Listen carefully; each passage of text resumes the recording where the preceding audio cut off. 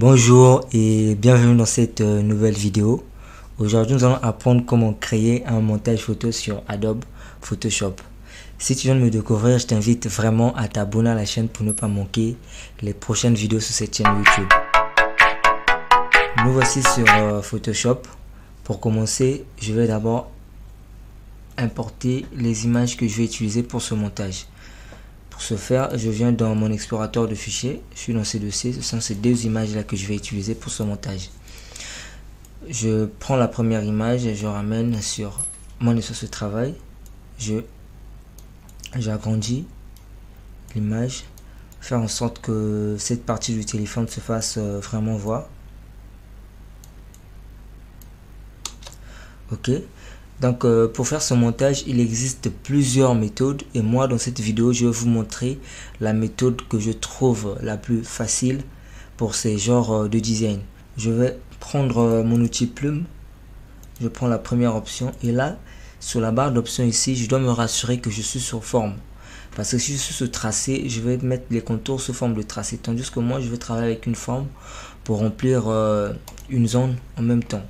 Donc je vais zoomer mon espace de travail en maintenant la touche Alt plus la roulette de ma souris. Au cas contraire, vous pouvez faire CTRL plus sur votre clavier pour zoomer. Donc une fois que je suis là, je vais venir sur les bordures.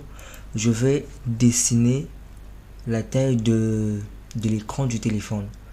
Donc ici, j'ai pris l'outil plume pour que ça me permette de prendre les bordures arrondies de cet écran. Je viens de ce côté là aussi. Donc moi c'est une vidéo, je suis en train de faire un peu à la vite fait. Vous, quand vous allez travailler sur ça, prenez vraiment soin de le faire comme il faut pour que ça vous donne le meilleur résultat possible. Et donc de ce côté, je pense que c'est pas aussi droit que ça. Je vais faire CTRL Z pour annuler. Je vais essayer de bien ajuster mon point d'ancrage. Je viens là, je vais mettre la touche Alt, je fais clic pour couper la tangente là. De ce côté, ok. Je viens ici, je vais faire aussi un clic. D'accord. Ensuite, je viens là. Je vais maintenir pour tracer une courbe qui peut suivre ce fond d'écran. Donc là, une fois que j'ai fini de joindre, je vais bloquer le contour, le fond je le mets en blanc. Le choix de la couleur ça dépend de vous, c'est pas une exigence pour dire que non il faut toujours prendre la couleur blanche. Là ça dépendrait de vous. Donc on va venir sur l'option sur le menu filtre, on va choisir l'option flou par moyenne. Ok, je convertis d'abord mon calque en objet dynamique. Et une fois que j'ai accès à cette option de flou, vous allez remarquer que plus j'agrandis sur les bordures de la forme que je viens de créer, il y a un effet de flou qui se crée. Les contours de cette forme là s'adaptent un peu avec l'image du téléphone. Donc, une fois que c'est fait, je vais valider sur la touche OK. C'est fait. Après, je vais aller importer l'image que je mettrai dessus. Je dépose sur Photoshop. Ok, l'image est là. Je vais réduire un peu mon espace. Je vais faire ça.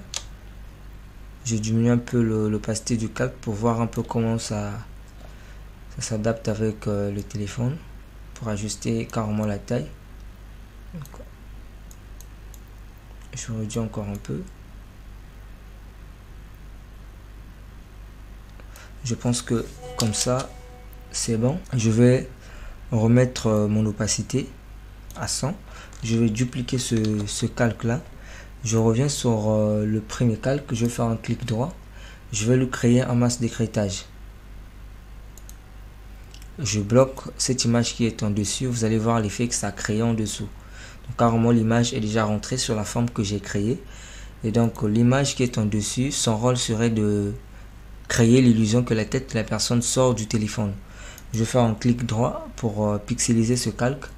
Je viens sur le menu sélection. Je vais prendre l'option sujet.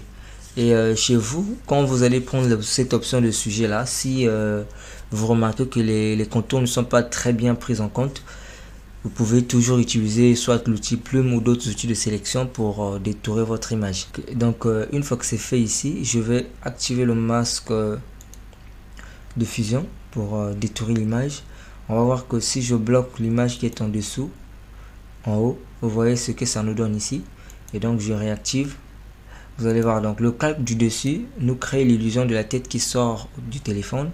Et le calque en dessous rentre carrément dans la forme qu'on a créée pour faire comme si c'était dans ce téléphone là.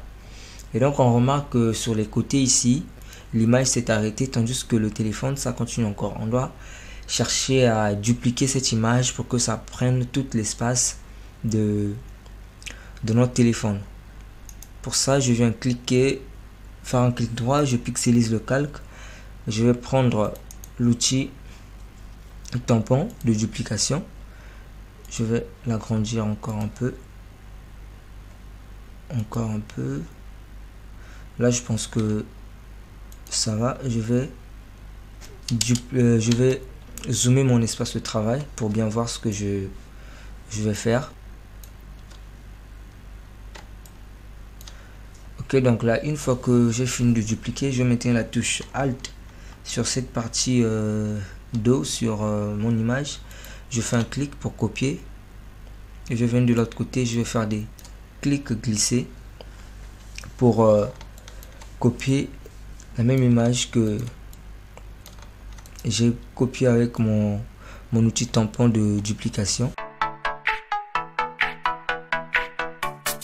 Au fur et à mesure, on va refaire la même chose jusqu'à ce que cet espace là soit rempli.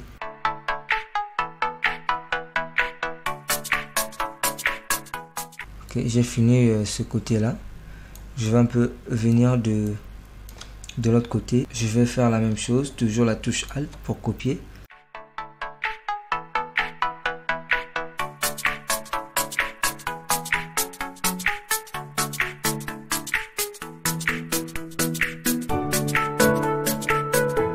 Et là j'ai fini de copier, je vais réduire mon image. Vous pourrez voir l'effet que ça vient de créer. Donc vous, quand vous allez faire ça, prenez vraiment votre temps à bien dupliquer les espaces que vous comptez élargir. Si vous voulez encore aller plus loin dans votre apprentissage Photoshop, je vous invite à rejoindre notre communauté de designers. Vous trouverez le lien dans la description de cette vidéo. Comme toujours, seul on avance, mais ensemble on va plus loin. Ciao.